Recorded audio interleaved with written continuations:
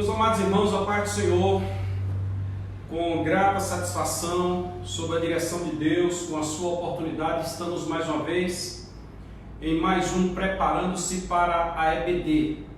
E desta vez estamos diante da lição de número 11, lição a qual nós, estudando um trimestre bíblico que é acerca do Evangelho de Lucas, nós vamos estudar sobre a Páscoa desejada.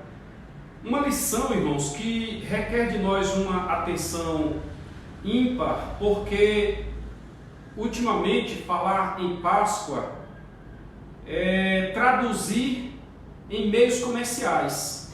A Páscoa, infelizmente, a Páscoa cristã, ela tem pego um sentido que anda totalmente fora do sentido que nós temos na Bíblia Sagrada.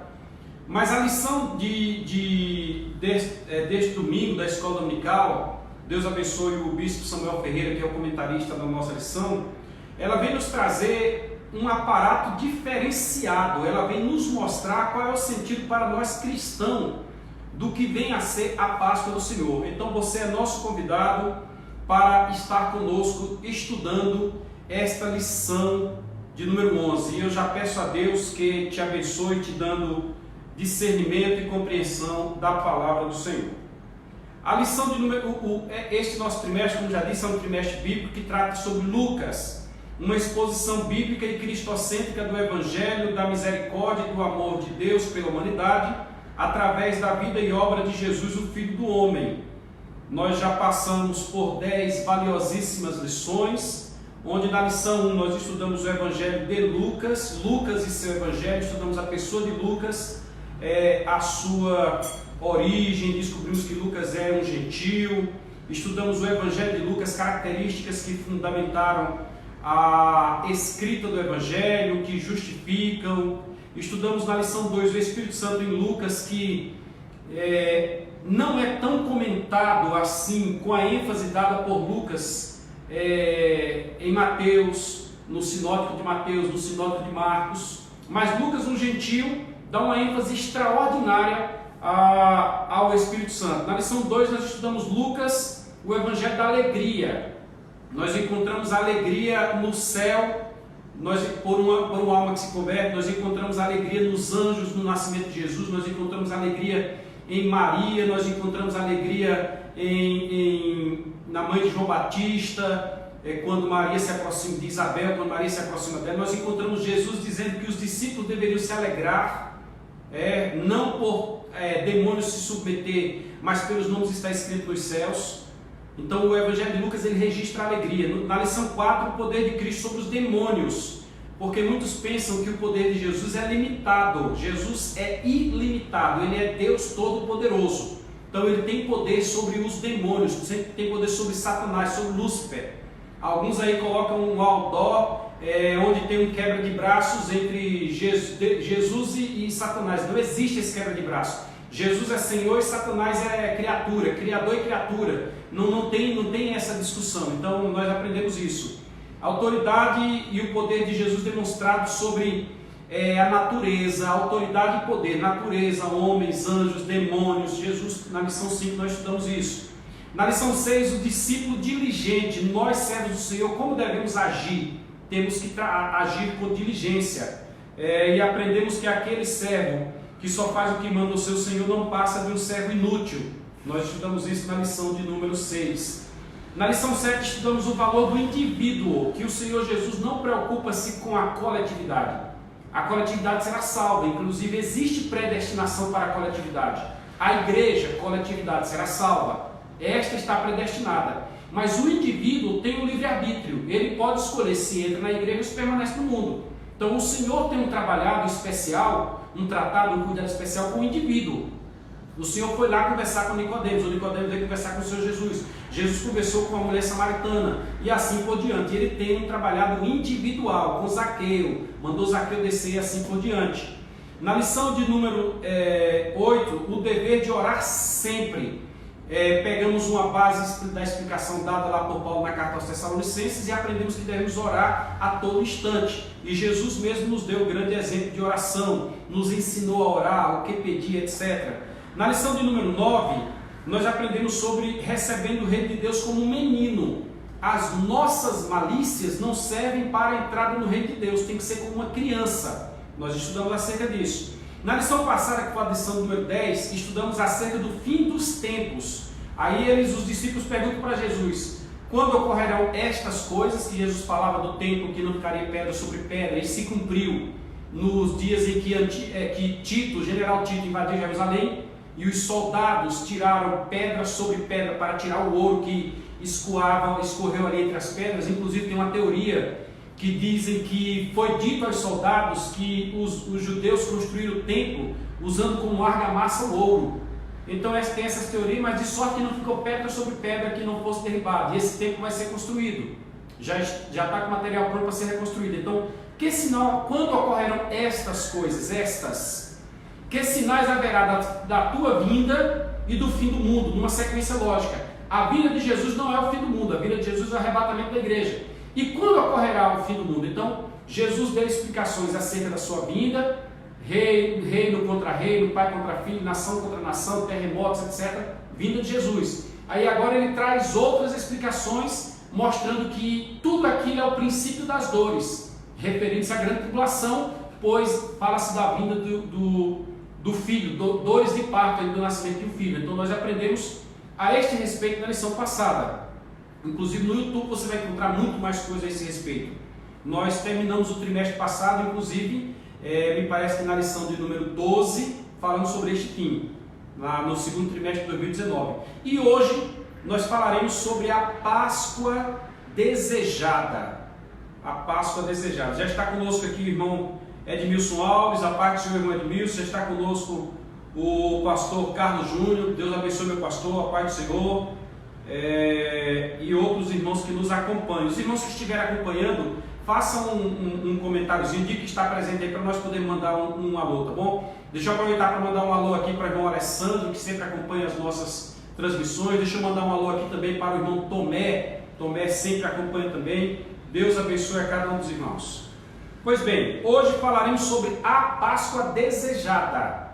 Páscoa desejada. Será necessário nós distinguirmos Páscoa dos dias atuais, Páscoa dos dias iniciais lá em Êxodo e Páscoa dos dias de Cristo, porque a dos dias de Cristo é que fundamenta a Páscoa da igreja. Então nós temos aí 4 Páscoas que nós vamos falar. Nós vamos falar numa ordem cronológica da Páscoa inicial, que é a Páscoa lá em Êxodo, a Páscoa original, Páscoa dos judeus. Nós vamos falar da Páscoa dos dias de Cristo, porque tem um lapso temporal aqui entre o período inicial e os dias de Cristo. Nós vamos falar sobre a Páscoa da igreja, né? Aliás, vamos falar a Páscoa atual, que realizam por aí a venda de ovos de Páscoa. Nós vamos falar sobre esta Páscoa e vamos falar da Páscoa da igreja, certo? Então, Páscoa inicial, Páscoa dos dias de Cristo, que é a Páscoa que nós vamos estudar agora em Lucas, capítulo 22, a partir do versículo 17. A Páscoa comercial, que é essa Páscoa que vende-se ovo de Páscoa, e a Páscoa da igreja, a Páscoa desejada, que é a Páscoa da igreja. Esta lição, para você, amado professor, que vai ensinar, você aluno, ela deverá alcançar 3 objetivos. Se a lição não alcançar os 3 objetivos, ela não chegou no seu fim, no seu cunho, né? Explicar, primeiro objetivo, a instituição da Páscoa. Então você vai lá para a Páscoa inicial. Como é que a Páscoa foi instituída? Você vai explicar. 2. Mostrar os preparativos para a última Páscoa, é a Páscoa dos dias de Cristo. A Páscoa dos dias de Cristo. Como é que foi preparada essa Páscoa? Inclusive ali nós vamos ter a Páscoa e a Santa Ceia, né? Nós vamos, aquilo que Paulo falou na primeira carta aos Coríntios, porque eu aprendi do Senhor o que também vos ensinei, que o Senhor Jesus, na noite em que foi traído, tomou o pão e, tendo dado graças, o partiu e disse: tomai e comei, isto aqui é a Páscoa dos dias de Cristo. É a última Páscoa e a primeira ceia dos dias de Cristo. Aí na frente, entender como Páscoa judaica ganhou um novo sentido em Jesus. Nós vamos falar do último que. Esta, entender, é a Páscoa da igreja, com um novo sentido para a igreja. Aí nós vamos, em uma espécie de apêndice, trazer para os irmãos a Páscoa comercial também, que é para distinguir uma coisa da outra, tá? O nosso textuário diz: e disse-lhes: desejei muito comer convosco esta Páscoa, antes que padeça. Nós estamos aqui na simbologia de um cordeiro que está preparado desde o nascimento. A Bíblia vai dizer desde o eterno passado, pois é o Cordeiro de Deus, e ele já está preparado desde o eterno passado. Mas um cordeiro que nasceu, foi analisado no seu nascimento e foi preservado durante a sua vida para ser imolado.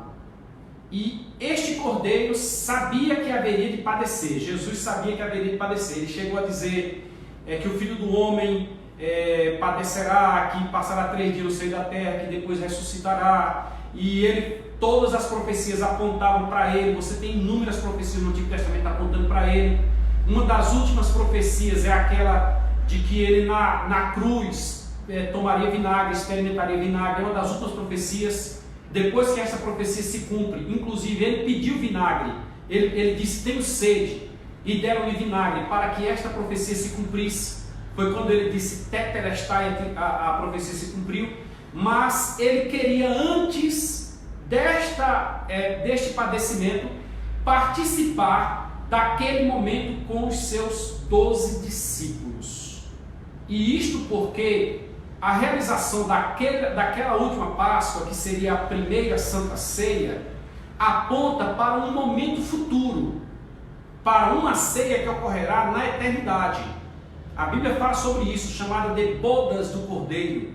Então, nesta ceia, nós estaremos junto com Jesus. Inclusive, ele faz declarações neste momento que ele só voltaria a participar do fruto da vide e comer do pão quando estivesse conosco na eternidade, com os discípulos, logo representando a igreja conosco na eternidade. Então, ímpar, extraordinário estudo deste assunto, posto aqui pelo bispo Samuel Ferreira, porque Lucas registra esses detalhes. Mateus, Marcos, Evangelhos sinóticos e o quarto evangelho, que é João, também comentam, mas comentam não com a ênfase que Lucas deu. E neste sentido, estando nós estudando o Evangelho de Lucas, nos compete adentrarmos nestes assuntos. Esse texto está em Lucas 22, versículo 15. A verdade aplicada à nossa lição a Páscoa que antecedeu o padecimento de Cristo foi um momento repleto de significados e revelações que devem continuar impactando a igreja até que ele venha. Por esse motivo, nós realizamos santas ceias sequencialmente. As igrejas evangélicas, geralmente, no início de cada mês, elas realizam uma santa ceia. E a santa ceia, meu irmão, fica a dica, fica a dica. Não deve ser para assuntos outros. Por exemplo, a santa ceia não é momento para pregação de conversão de almas. Se tiver alguém que não é crente na Santa Ceia, que não é próprio, o ideal é que a Santa Ceia esteja somente os evangélicos e especialmente os membros. Com outra pessoa pode participar, a igreja hoje ela libera. Eu sou da época em que a igreja ficava com as portas fechadas e só entravam os membros para participar e membros em comunhão. Hoje a porta fica aberta, afinal de contas é um momento solene, mas é uma espécie de evangelismo também. Mas o foco da mensagem não é a conversão. O foco da mensagem é relembrar, é reacender o desejo de ir para o céu, o desejo de que Cristo vai voltar. Então, neste sentido, nós devemos manter sempre o significado da Páscoa anterior e a ceia no que diz respeito ao retorno de Cristo, pois nós desejamos estar com Cristo. Existe uma Páscoa desejada, que inclusive é o tema da nossa lição. O nosso texto encontra-se em Lucas 22, versículos 17 a 20. A bem da verdade, o assunto da última Páscoa e da primeira Santa Ceia, a última Páscoa, deixa eu explicar, não é que os judeus deixaram de realizar Páscoa, não. Aqui é a última Páscoa de Cristo, a última Páscoa que Jesus participou, e inauguração da Santa Ceia. Então é bom entender, porque se alguém perguntar, e os judeus? Não, eles continuaram realizando a Páscoa até o ano 70. no ano 70 eles realizaram. Do ano 70 em diante não tiveram mais condição de realizar e hoje realizam as Páscoas em casa. As Páscoas são realizadas hoje em casa. Cada um se reúne com a sua família e realiza a Páscoa na sua casa. Inclusive, para este fim, nós trouxemos aqui algum material, eu vou apresentar para você daqui a pouco, onde nele mostra os judeus reunidos realizando a Páscoa. Por exemplo, aqui nós temos uma figura de judeus reunidos em casa realizando a Páscoa. Então, todo ano, considerando o calendário religioso, os judeus realizam a Páscoa. Até porque judeu tem dois calendários. Tem um calendário religioso e tem um calendário civil. O religioso inicia lá em Abib, lá no início do ano, lá que seria o nosso entre março e abril, que no calendário egípcio seria Nisan ou Nissan. Já o calendário civil de Israel é em setembro, é quando eles realizam o Yom Kippur. Agora em setembro, provavelmente dia 16, agora já é ano novo lá em Israel. Então é interessante que nós saibamos disso para quando lemos o texto bíblico, sabemos interpretar onde cada momento se encaixa no texto bíblico. Então, mas o texto aqui da última ceia, ele na Bíblia Sagrada você vai encontrar do versículo 7 ao versículo de número 23 de Lucas 22. O Evangelho de Lucas, capítulo 22, versículo 7 a 23. Porém, dada o pouco espaço, o comentarista utilizou somente os versículos 17 a 20. Mas você aí na sua casa tem a oportunidade de aumentar esta compreensão. Deixa eu deixar aqui um abraço para o meu professor Maciel. Deus te abençoe, Maciel, um abraço. A irmã Lucy, ao bebezinho que está por aí. Deus abençoe. Vamos então ao nosso assunto. Antes, eu trouxe aqui para que os irmãos possam adquirir e melhorar a sua compreensão.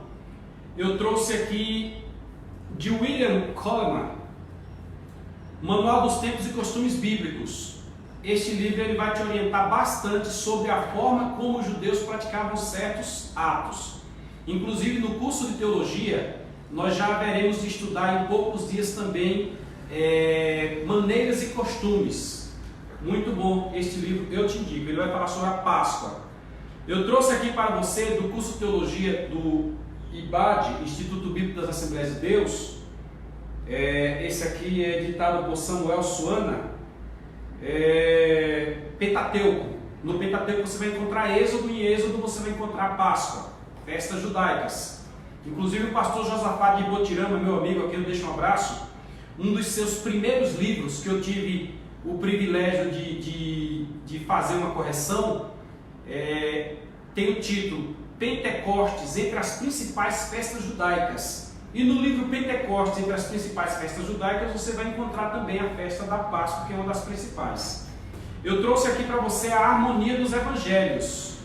Este livro ele é muito bom, de Robert Thomas e Stanley Gundry, porque ele vai pegar os textos bíblicos. Aqui você tem o texto relacionado à passagem bíblica, e ele vai dizer o que tem em Mateus, em Marcos e em Lucas. Olha o tamanhozinho do comentário de Mateus, o tamanhozinho do comentário de Marcos e o tamanho do comentário de Lucas. Por isso que eu disse que Lucas dá uma ênfase maior ao assunto. Lucas traz mais detalhes, entendeu? E aqui tem João, porque João não é evangelho sinótico, João é quarto evangelho. Mas a forma que João coloca o seu evangelho, que é uma forma exclusivamente voltada para a igreja, e no intuito de rebater o gnosticismo, vale a pena também nós estudarmos o que diz João a respeito. Porém, detalhes que serão comentados hoje, são detalhes que João não comenta. Quem comenta é só quem não escreve, quem escreve é somente Lucas. Eu trouxe aqui para vocês estes dois livros, o Tabernáculo, um retrato detalhado de Jesus Cristo. Esses livros aqui, volume 1 e volume 2, eles são gratuitos. Se você buscar na Abapress, se eu não estou enganado, é Abapress. Deixa eu confirmar aqui. Se é da Abapress esse aqui. Não, ele não é da Abapress. Ele é um livro de Paul Jung.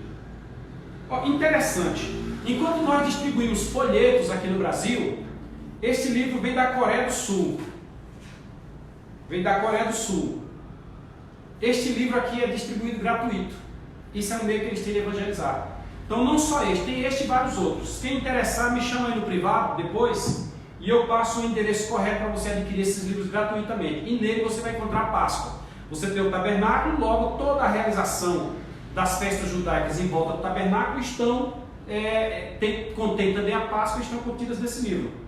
Aí eu trouxe ainda tempos do Novo Testamento para nós estudarmos. Eu tenho tempos do Antigo Testamento, mas eu não quis aprofundar nele. Eu trouxe este para nós estudarmos a Páscoa no Novo Testamento. Então eu indico para você este livro da CPAD. E indico esse aqui, o Manual dos Usos e Costumes dos Tempos Bíblicos, que é o que eu acabei de mostrar para você, aquela foto, a foto aqui da família que está realizando uma Páscoa.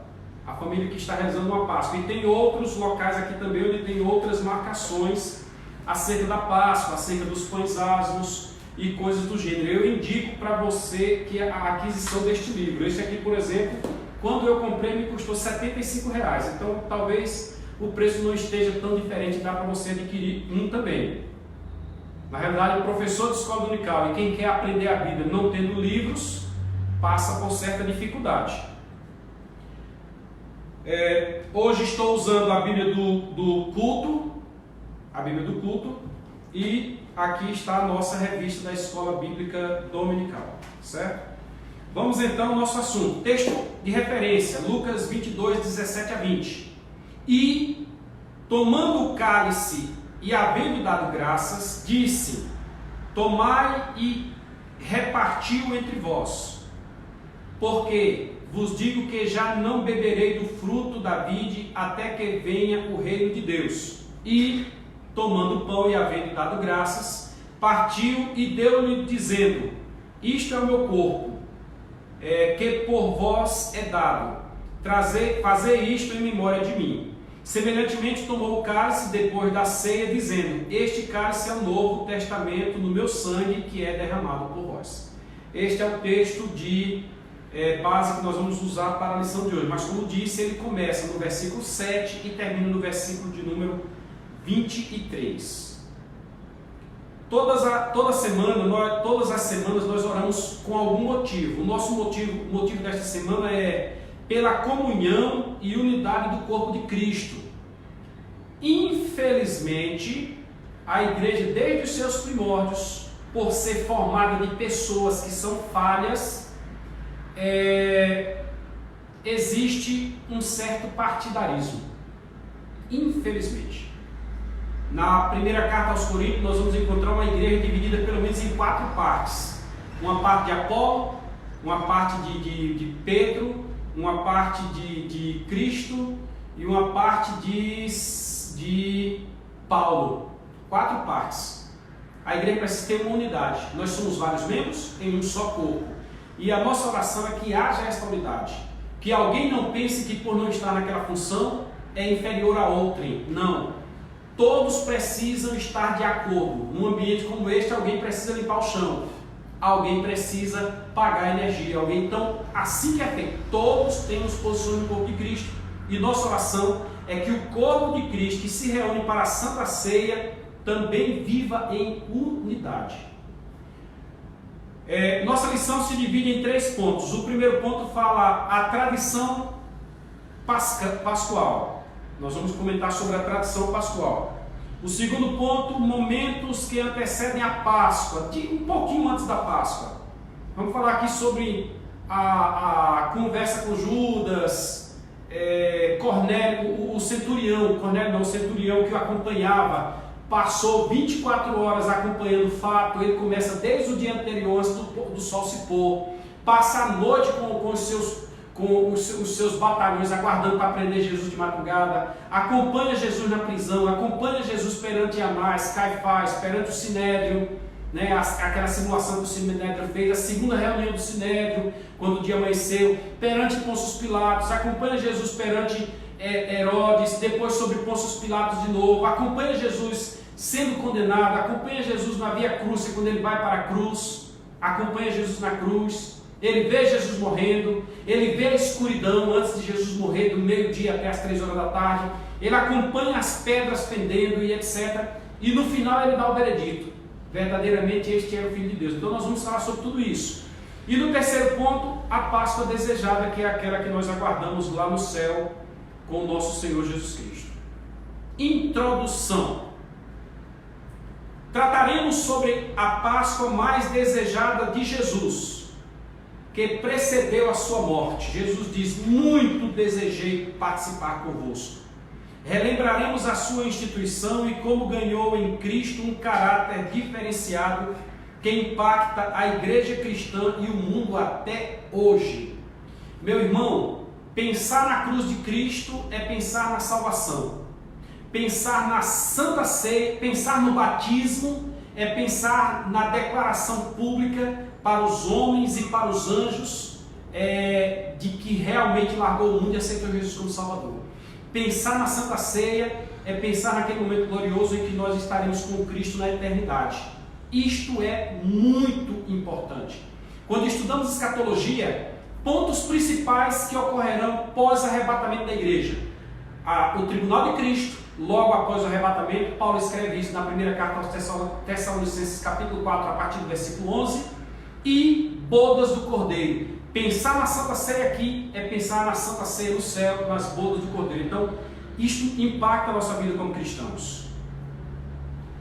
Primeiro ponto da nossa lição, a tradição pascual. A ideia central da celebração da Páscoa é a libertação do povo de Deus do jugo da escravidão egípcia. Ponto. Observe. Os hebreus, e aqui eu preciso que você entenda que enquanto eles estão no Egito, eles são hebreus. Quando eles entram em Canaã, eles são judeus, são israelitas. Quando eles vão para o cativeiro babilônico e retornam do cativeiro babilônico, eles são judeus. Hebreu é sangue, israelita é nação, tem a ver com política, e judeu é religião. Então, hebreu, israelita e judeu. E aqui nós estamos tratando dos hebreus. Nós estamos tratando dos hebreus. Então, os hebreus, os descendentes de Abraão, descem ao Egito e já havia profecia acerca deles. Ficam no Egito. Os egípcios, depois da morte de José, esquecem, vem um novo governante, esqueceu de quem era José e seus descendentes, cativou aquele povo. O povo clama a Deus por uma libertação. Deus então se prepara para libertar o povo, chama Moisés e começa então a trabalhar para tirar o povo do Egito e manda as pragas. A última das pragas era a praga da morte do primogênito, na qual, para que não acontecesse com os hebreus, eles deveriam, cada família, pegar um cordeiro de 1 ano, sem mancha, matar aquele cordeiro. Então tem-se a ideia que talvez as pragas tivessem demorado cerca de 1 ano, para que viesse a libertação do povo, ou talvez mais. Então daí começa-se uma conjectura, uma interpretação, que não foram dias como alguém pensa, segunda essa praga, terça aquela, quarta aquela. Não, são pragas que são sazonais, são pragas que têm a ver com o tempo. Então talvez 1 ano ou mais tivesse demorado para ocorrer todas as pragas. Aí então eles deveriam matar o cordeiro, um cordeiro por família. Se a família fosse pequena, chamava o vizinho, mais um cordeiro por família. Eles deveriam cingir as roupas, porque as roupas eram compridas, você está vendo aí grandes vestidões. Eles precisavam colocar na cintura um cinto e pegar as abas da roupa, enganchar naquele cinto de forma que as pernas ficassem livres para eles correrem ou andar rápido.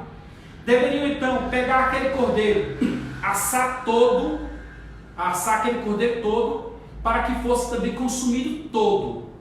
E agora junto com algumas ervas amargas, porque o sangue do cordeiro deveria ser passado nos umbrais das portas. Alguns dizem que o umbral, para nós brasileiros chamar de portal, representa a parte vertical e a parte horizontal da porta, ou seja, é a parte que está os 3 lados da porta, não a soleira.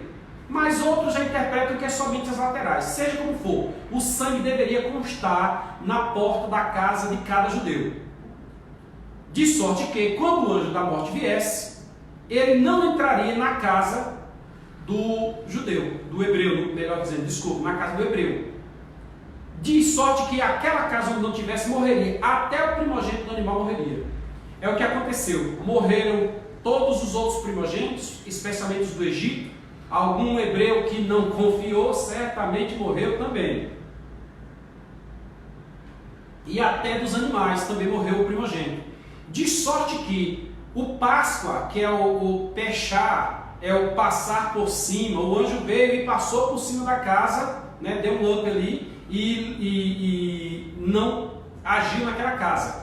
Esse passar por cima, os judeus então passaram agora a celebrar obrigatoriamente uma vez por ano e tornou-se uma das 3 festas de peregrinação, onde tinha judeu espalhados pelas tribos, deveriam, pelo menos 3 vezes por ano, e uma delas era para a Páscoa, se reunir em Jerusalém para celebrar, em peregrinação, para celebrar a Páscoa do Senhor. E isto é o que significa para o judeu, a primeira Páscoa, nós falamos de 4 Páscoas, para o judeu, a saída do Egito. Por quê? Porque eles agora almejavam entrar numa terra que havia sido prometida.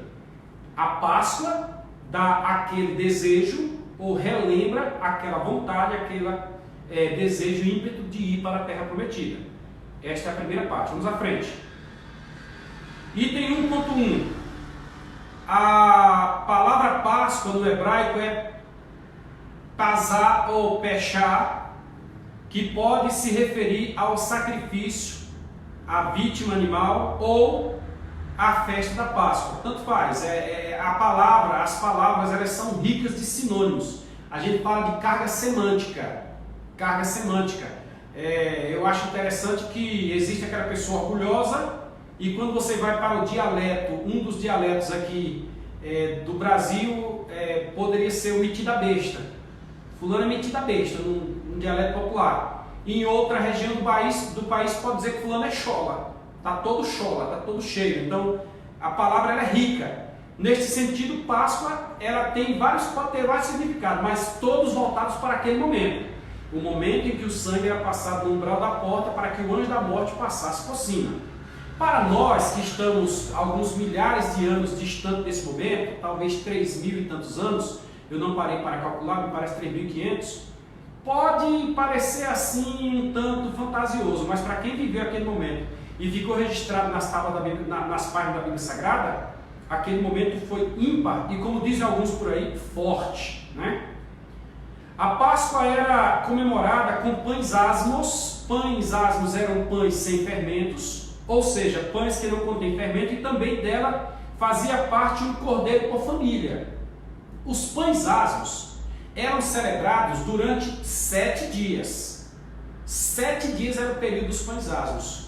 Nos dias atuais, aqui conforme nós mostramos nesta foto aqui, nesta exemplificação, o dono da casa, ele se obriga a andar por todos os cantos da sua casa à procura de um pão sem fermento. Se ele encontrar um pão com fermento dentro de casa, ele deve eliminar esse pão, jogar fora, queimar, enterrar, botar, jogar no lixo, etc. Mas no momento da Páscoa, isso aqui é o ritualismo judeu, entenda que nós estamos falando do ritualismo judeu, eles deveriam não ter pão com fermento dentro de casa. Isto implica em dizer, fermento aqui leva para o campo da picuinha, da maledicência, da murmuração. Não deve haver entendimentos diferentes referente à Páscoa.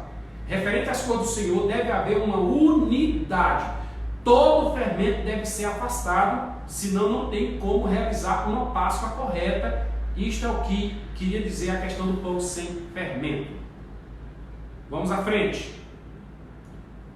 O sangue do cordeiro foi espargido, espargir é botar o dedo e jogar assim, nos umbrais das entradas das casas hebreias, já expliquei aí, Hebreus, para que o anjo da morte, vendo o sinal, não trouxesse juízo de morte sobre o primogênito daquela casa.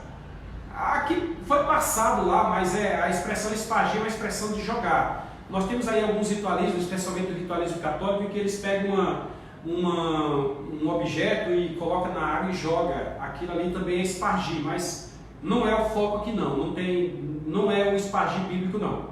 Essa passagem está em Êxodo capítulo número 12. A Páscoa do Antigo Testamento aponta para Jesus Cristo. Tudo o que aconteceu na Páscoa do Antigo Testamento, o cordeiro que já nascia para ser morto, a observância do cordeiro, que o cordeiro era obrigado a passar um período me parece que 4 dias em observação, ou 14 dias em observação, me falhou a mente agora. O cordeiro tinha que ficar em observação e no último dia ser imolado.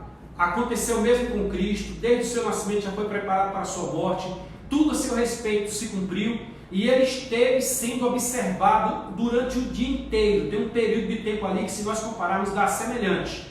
Desde o momento em que Cristo foi preso, que ele passou pelo julgamento religioso, que ele passou pelo julgamento político e que ele foi para o julgamento das autoridades, nós temos que Pôncio Pilatos, tanto ele quanto o Herodes que visitava aquela região naquele dia, nenhum encontrou pecado algum em Jesus.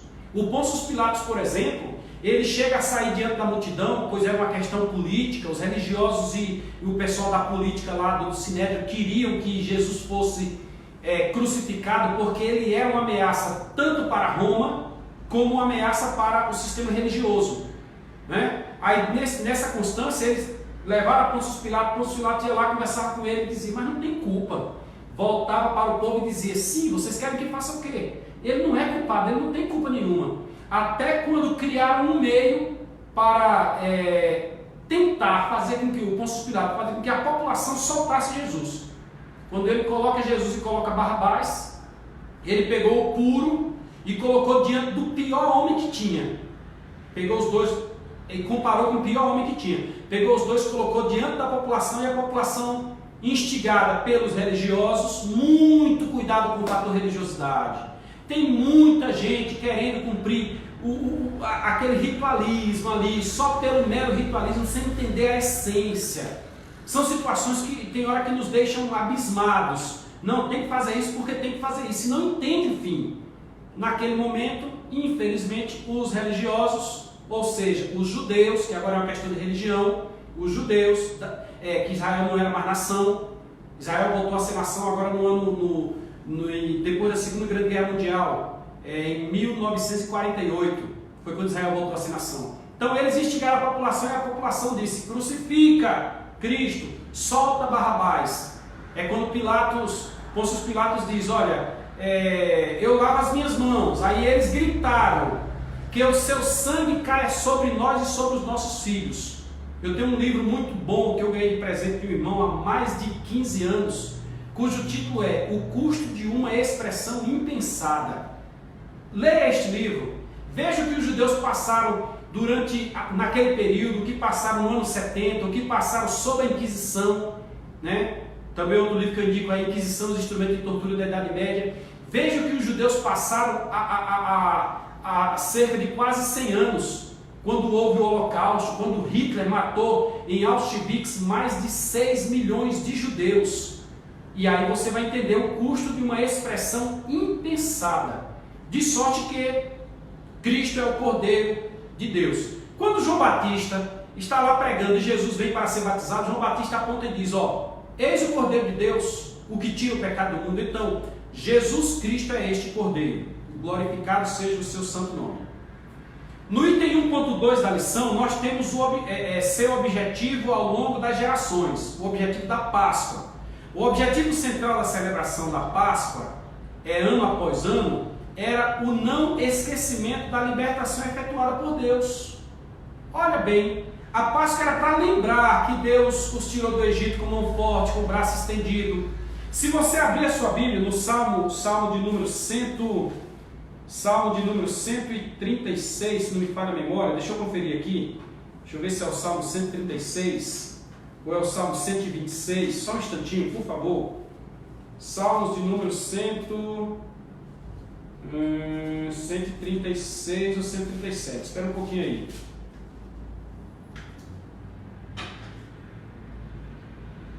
Salmo 136. Deus é louvado por suas obras e por sua permanente benignidade.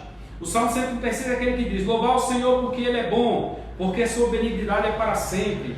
Louvai ao Deus dos deuses, porque a sua benignidade é para sempre. Louvar o Senhor dos senhores, porque a sua benignidade é para sempre.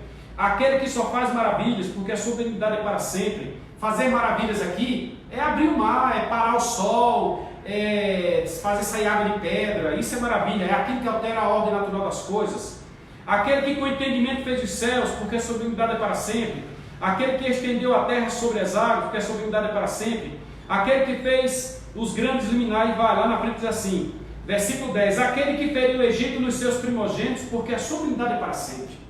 Então o 136, ele é um relato do povo saindo do Egito. E a Páscoa era para que isso não fosse esquecido. Meu irmão, tem gente esquecendo do que Deus fez na sua vida. Tem gente que quer a bênção, mas daqui a pouco esquece. Tem gente esquecendo da salvação, meu irmão. Nós não vivemos a predestinação, não, que uma vez salvo, salvo para sempre. A Bíblia não dá esse direito a ninguém interpretar desta forma, não, apesar que muitos interpretam. E já vem desde a época de João Calvino. Não é assim, não. Existe predestinação dos eventos. A igreja será arrebatada, a igreja vai para o céu, haverá grande tribulação. Agora, quem estará nas bodas do Cordeiro, no tribunal de Cristo, nas bodas do Cordeiro, e voltará com Cristo em glória, e quem estará na terra na grande tribulação, é um ato individual. Desta sorte, nós não podemos esquecer o que Deus tem feito por nós.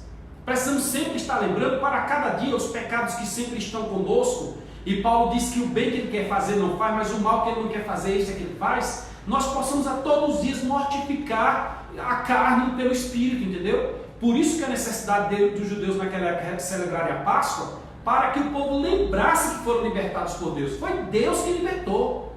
O Salmo 137, se você quiser fazer uma leitura aí, é na mesma linha do 136, para lembrar que Deus devolveu, que Deus mandou o povo para a Babilônia, e Deus devolveu o povo de Babilônia. Então você precisa ter esta noção de cada um, como também temos no Salmo 136, 136 e 137. Vamos continuar aqui. Assim, continuando no item 1.2, como um cordeiro pascual representava a libertação de um cativeiro humano, o egípcio, o Messias sofredor representaria a libertação total e definitiva do poder do pecado e do cativeiro das trevas. Logo, para nós cristãos, nós venceremos este mundo quando Cristo vier nos arrebatar. Para nós a Santa Ceia é a saída dessa terra. Então, isto é muito importante. Muitas gerações de judeus celebraram a Páscoa com um entendimento limitado. Infelizmente, o entendimento deles não dava a compreender tudo aquilo que o Senhor estava lhes revelando. Até porque da celebração inicial, da primeira Páscoa, até a Páscoa de Lucas 22, nós temos aí seguramente 1.500 anos. Em 1.500 anos, o objetivo central da Páscoa perdeu-se pelo tempo. Então os judeus já celebravam a Páscoa como um ritualismo, como algo assim, obrigatório, mas sem saber o fim. Tanto é que nos dias de Cristo foram tirar satisfação com Jesus, porque Jesus num sábado curou uma pessoa. Olha se é lógico uma coisa dessa. Infelizmente, até nos dias atuais, nós encontramos pessoas que se debruçam ou se curvam diante do sábado, o sábado que é um dia que foi criado por nossa causa e não nós por causa do sábado. Eles acham por bem se debruçar diante do sábado, esquecendo inclusive o que Tiago disse lá, que a lei são 613 mandamentos. Tiago não disse que a lei são 613 mandamentos, mas Tiago disse que o tropeçar de um mandamento é responsabilidade por todos. Então, de repente guarda o sábado, que ele tem o direito de fazer isso se quiser ser um prosélito, um judeu, tem direito. Se quiser ser judeu é assim, eu não sou judeu, eu sou cristão. Eu não estou baseado na lei do Antigo Testamento, eu estou baseado em Cristo. E nesse sentido, o sábado para mim é um dia normal, é o sábado que tem que se dobrar a mim. Quem é importante na Terra sou eu, não dentro de um antropocentrismo, não. Né? Mas como criatura, eu vivo o teocentrismo, Deus é o centro de tudo, mas eu não posso entender que o sábado, eu devo dobrar o sábado de forma nenhuma, do mesmo jeito que os judeus perderam o sentido quando foram interpretar a Páscoa, realizar a Páscoa no dia de Cristo. Em 1000 anos eles perderam, em 1500 anos eles perderam essa essência. Passaram pelo cativeiro babilônico, tiveram influência de várias outras nações, criaram um sistema de religião que é o judaísmo durante o período do cativeiro, começaram a realizar as reuniões das sinagogas, criaram escolas teológicas para explicar o judaísmo, que é a escola de Hillel e a escola de Shammai, sistematizaram todo um ritualismo. Chegou nos dias de Cristo já perdido, e Jesus traz para esta cerimônia um novo significado. A igreja então passa a ter na Páscoa uma cerimônia, um significado diferente, o significado de lembrar de onde viemos e desejar o caminho para onde nós iremos, saber para onde nós iremos. Este é o sentido da última Páscoa e da primeira ceia. Vamos ao terceiro ponto. O contexto pascual no tempo de Cristo. A Páscoa era um grande evento, muito celebrado em Jerusalém. Judeus de todas as partes de Israel e os dispersos entre as nações se dirigiam para lá. Pentecostes, é o livro do pastor Josafá, entre as principais festas judaicas. Uma das festas era o Pentecostes, que vinha gente de todos os locais, que era realizado 50 dias depois da Páscoa. A outra festa, que é anterior, é a Páscoa.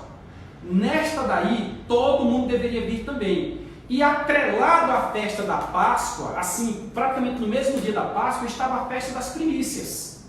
Era um momento de muita alegria, era um momento de muita euforia, onde os primeiros frutos saíam, e o pessoal com alegria vinha servir a Deus, e o fato de fazer com que as pessoas viessem de onde estivessem para reunir ali naquele dia da Páscoa. Alguns vinham, passavam esses 50 dias, já ligava logo com a festa do Pentecostes também, fazia com que houvesse um comércio muito forte, um comércio muito vibrante. Então, a Páscoa nos dias de Cristo era um grande comércio. Mas os judeus seguiram tão à risca que o próprio Jesus, em 3 ocasiões da Páscoa, nós encontramos a ligação da sua história com este evento. A primeira ocasião é a ocasião em que foi criado um novo censo e José desce com Maria para sua cidade, que era Belém, para que em sua cidade fizesse um censo. Por quê? Porque uma vez que a Páscoa já aconteceria naqueles dias ali, a Páscoa estava acontecendo em Jerusalém, José já desceu com Maria e ficou em Belém, que é bem próxima, né? Ficou em Belém para fazer o recenseamento, mas eles aproveitaram a quantidade de pessoas que vinha e já desceram junto. Então, primeiro evento. Segundo evento que relaciona com a Páscoa é aquele evento em que Jesus se perdeu da sua família. Eles procuraram Jesus por mais de 3 dias e encontraram Jesus no templo. Jesus tinha ali seus 12 anos aproximadamente, estava realizando o Bar Mitzvah, obrigação de todo judeu que chega a esta idade para que ele faça uma leitura pública da lei e se torne responsável pelos seus atos e pela lei. Então nós temos a Páscoa. Multidões desceram para Jerusalém, multidões estavam voltando. Por isso que José e Maria perderam Jesus de vista. O terceiro evento da Páscoa que nós temos aqui é o evento em que Jesus, outros existem, mas que eu chamo a atenção desse ensinamento, é o evento em que Jesus foi crucificado. Por quê?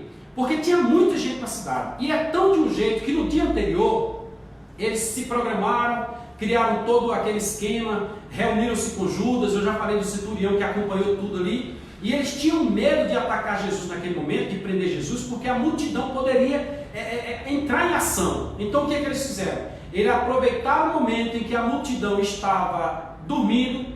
Judas sabia que Jesus haveria de ir orar depois da realização da Páscoa, que em momentos anteriores Jesus já havia participado de Páscoa, apesar de não ter o registro bíblico, mas Jesus certamente já havia participado. Jesus tinha o costume de orar, Jesus tinha o local da oração, e Judas já deu todo o caminho dizendo, olha, na hora tal ele estará em tal lugar e eu vou até ele. Como estará na penumbra, estará de noite, aquele que eu beijar é aquele que vocês devem prender. Até porque de noite lá naquela região é frio, eles estavam com algum capuz, etc. Era um pouco complicado encontrar a pessoa correta. Com um capuz, eu digo um chale, um lenço, alguma coisa assim, porque as roupas dos judeus elas têm um tecido a mais onde eles cobrem também parte do corpo. Então, nesse contexto, estava presente a Páscoa. Aí eles acharam de prender Jesus de madrugada e de manhã cedo, antes que o povo o procurasse, porque a procura de Jesus seria lá por volta de 9 horas da manhã. Tanto que no dia de Pentecostes, 9 horas da manhã, o povo estava falando em língua estranha, eles se espantaram. Uai, essa é a terceira hora do dia, esse povo já está embriagado? Ele não estava embriagado, estava cheio do Espírito Santo. Então eles agiram de forma orquestrada, arquitetada, para que conseguisse pegar Jesus durante a noite, na penumbra da noite. E ao amanhecer o dia, quando o povo fosse procurar Jesus, ou quando foram procurar Jesus, já o encontraram na cruz e agora não havia mais o que fazer porque ele já estava crucificado. Então é muito importante nós conhecermos isso para que nós interpretemos e compreendamos tudo o que aconteceu no dia da sua crucificação e na véspera.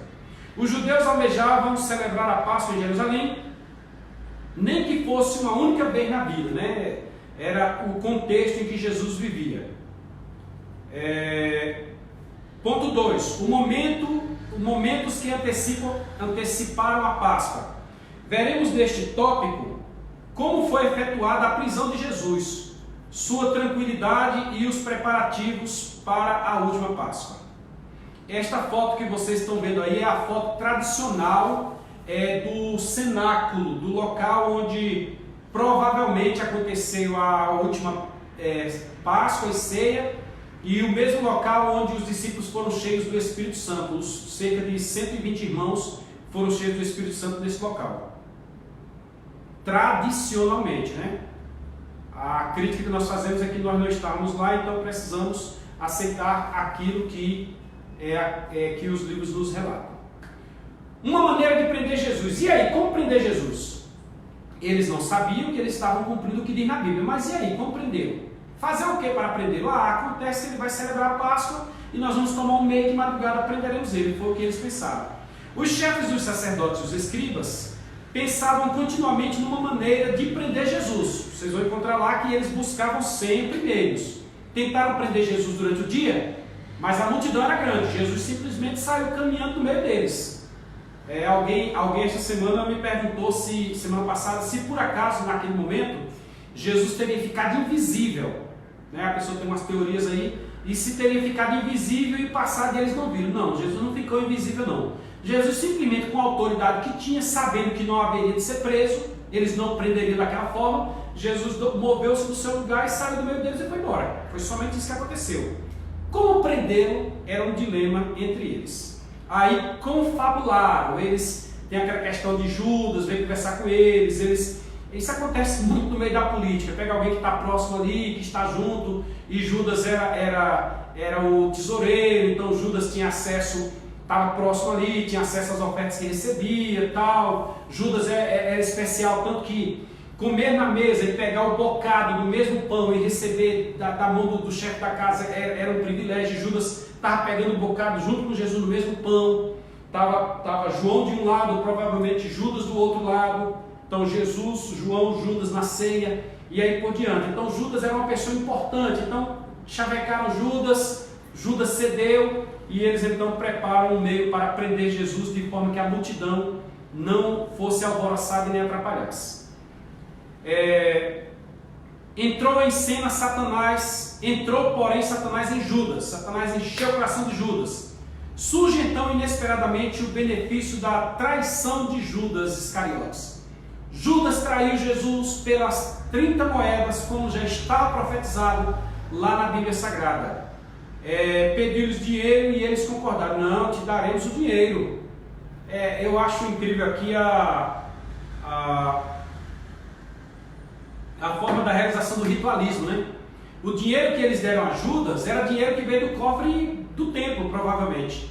Aí Judas traz Jesus e Judas volta com o dinheiro, devolve o dinheiro para eles já não quiseram o dinheiro, porque o dinheiro já era... aí pegaram o dinheiro, compraram um terreno e etc. Tem hora que, às vezes, o ritualismo cega as pessoas, mas deixa quieto.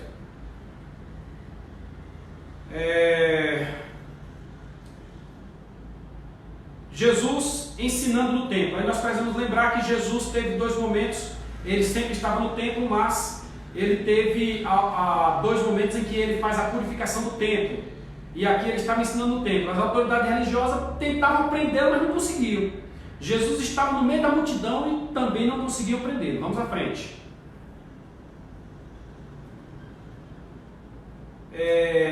Jesus então precisava realizar a Páscoa em algum local. E aqui tem um negócio interessante, que são dos mistérios da Bíblia que eu espero chegar na eternidade para compreender isso aqui. Porque em Israel o homem não carrega água.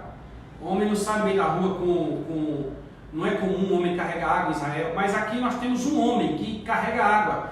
E se você analisar nesse livro aqui, A Harmonia dos Evangelhos, você vai encontrar algo interessante. É que numa passagem, na passagem de Mateus 26, foi dito que eles procurassem o homem. Procurem um homem assim. Na passagem de Marcos 14, Marcos está escrito que o homem virá ao encontro deles. E em Lucas está escrito que eles encontrarão um homem. São coisas diferentes. Vocês vão procurar encontrar e bater de frente. Procurar é saber já o tipo de pessoa. Eles se encontraram, mas de sorte que eles saíram ao encontro do homem e o homem, por acaso, veio ao encontro deles e eles se encontraram. E este homem é um personagem bíblico que representa o Espírito Santo, porque não sabe se é a origem dele, não tem mais detalhes, mas este homem leva até o seu Senhor, e lá eles perguntam sobre o local em que o mestre haveria de realizar a Páscoa e já estava pronto. A Bíblia não registra se Jesus já conversou com algum outro discípulo, talvez tenha conversado, a Bíblia não registra. Mas de sorte que começaram-se os preparativos para a Páscoa. E aqui eu preciso chamar a atenção de todos, porque eu até encontrei neste livro aqui, dizendo que a Páscoa foi realizada na sexta-feira. E quem lê um pouquinho a Bíblia, especialmente com base em Marcos capítulo 16, versículo 1, a Páscoa não foi realizada na sexta-feira. Tem cristão aí tendo a sexta-feira como a sexta-feira da paixão, que no sábado Jesus... Não tem nada a ver. Ali era a véspera de um feriado, o feriado da Páscoa. E o feriado da Páscoa nem sempre vai cair na sexta-feira, no sábado, aliás, melhor dizendo. Tinha o feriado semanal, que era o sábado, o Shabá, e tinha o Sabaton, que era um feriado nacional, no povo deveria parar. E este feriado aqui era Sabaton. Então, este dia aqui, você vai encontrar em Lucas, em Marcos 16, o feriado da Páscoa cairia na quinta-feira. Então, a crucificação de Jesus se deu na quarta. E a Santa Ceia e os preparativos se deu na terça.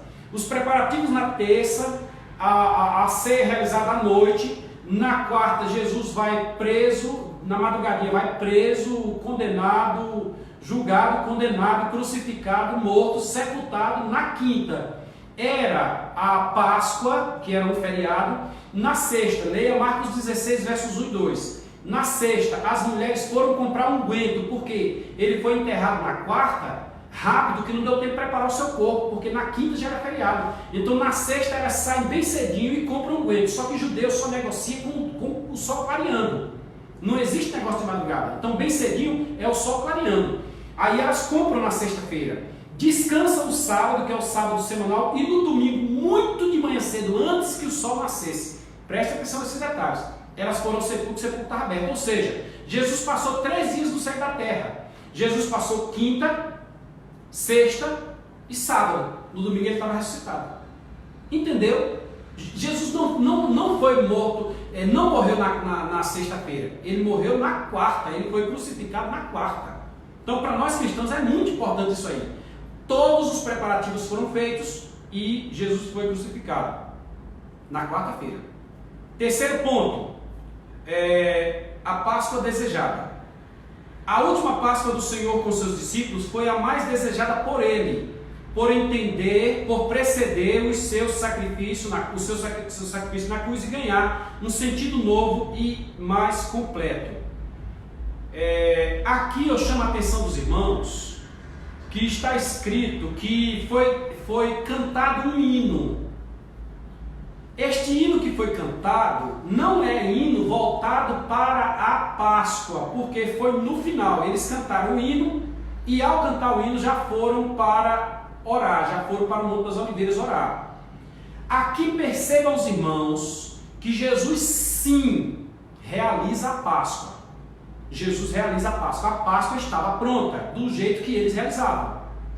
A Páscoa foi realizada com a carne do carneiro, com as ervas amargas. Ela foi realizada conforme o ritualismo. Só que depois dessa Páscoa ter sido realizada, Jesus aproveita ainda e faz a Santa Ceia. É onde entram os elementos do pão e do vinho, que não necessariamente estavam na Páscoa. Na Páscoa você tem pão sem fermento, você tem cordeiro, você tem ervas amargas. É isso aqui que você tem na Páscoa. E isto eles fizeram. A Páscoa tinha que ser feita. E o mestre não quebrou nenhum dos mandamentos do Antigo Testamento. Só que celebrada a Páscoa, Jesus ainda fez uma ceia, porque a Páscoa era cerimonial e a ceia era um evento comum que eles tinham. A ceia era o jantar da noite, normal. Então eles realizavam a Páscoa, que era cerimonial, e realizavam a ceia. E no momento da ceia, quando todos estão assentados em volta, ou de uma mesa, ou num tapete no chão, Jesus então pega os elementos que estão ali naquele momento, que é o elemento do vinho, o elemento do pão e o elemento do vinho, e ele então diz, fazer isto em memória de mim, porque era comum pegar o pão e partir o pão e distribuir entre todos. Geralmente partia, pegava um pedaço, aí o outro partia, também pegava e assim por diante. Durante muito tempo as ceias foram celebradas dessa forma, um pão grande, cada um pegava um pedaço e passava para frente, e todos tomavam no mesmo cálice. É por uma questão de higiene, o pão já vem partido, hoje lava-se as mãos, utiliza-se luva cirúrgica, etc. E o vinho já é dividido em suco de uva em várias tacinhas, etc. Mas naquela época partia-se o pão, e depois do pão vinha o vinho. Aí o que Jesus fez? Terminada a Páscoa, Jesus então realiza a ceia. A ceia é uma comida à noite, irmãos. Os discípulos não foram preparados para a ceia, para aquele momento cerimonial. Só que Jesus terminou a Páscoa. Jesus então parte o pão e diz, fazer isto em memória de mim. Este é o meu corpo que é partido por vós. Por isso que o apóstolo Paulo diz, porque eu recebi do Senhor o que também vos ensinei. Jesus voltou a ensinar a Paulo exatamente isto, quando Paulo esteve, conforme está lá em Gálatas, capítulo 1 e capítulo 2, com Cristo, lá no deserto da Arábia. Jesus ensinou a Paulo que o pão representa o seu corpo rasgado, porque este é o meu corpo que é partido por vós. Jesus teve o seu corpo perfurado, Jesus teve o seu corpo rompido por nossa causa. Aí depois, na mesma ceia, tinha o vinho. Então ele pegou o vinho, tomai e bebei, isto é o meu sangue. Aí é quando ele introduz uma nova aliança, que você vai encontrar melhor essa nova aliança lá na carta aos Hebreus. Sangue de uma nova e eterna aliança. Não é uma aliança temporária, não é uma aliança que duraria como as alianças anteriores, a aliança do Éden, a aliança com Abraão, a aliança com Noé, a aliança com Moisés, a aliança com... Não é a aliança da lei que durou desde a lei até Cristo. Nós estudamos as dispensações, inocência, consciência, governo humano, patriarcal, lei, graça, milenial, é aliança eterna. O Senhor estabeleceu uma nova aliança, uma aliança com o sangue de Cristo, não com o sangue de cordeiros. Então, a Santa Ceia foi realizada no mesmo evento, na mesma noite, posterior à Páscoa. Então, os irmãos fiquem sabendo, a Páscoa foi realizada. Jesus não quebrou a lei, só que na sequência, no próximo ato, porque a Páscoa era uma mera cerimônia. Eles faziam a cerimônia da Páscoa e na sequência ceiavam. Na ceia, Jesus introduziu o significado e hoje para nós é chamado de Santa Ceia. Olha o que está escrito. O pão asmo reportava a pressa com que os filhos de Israel saíram do Egito, o pão asmo da Páscoa.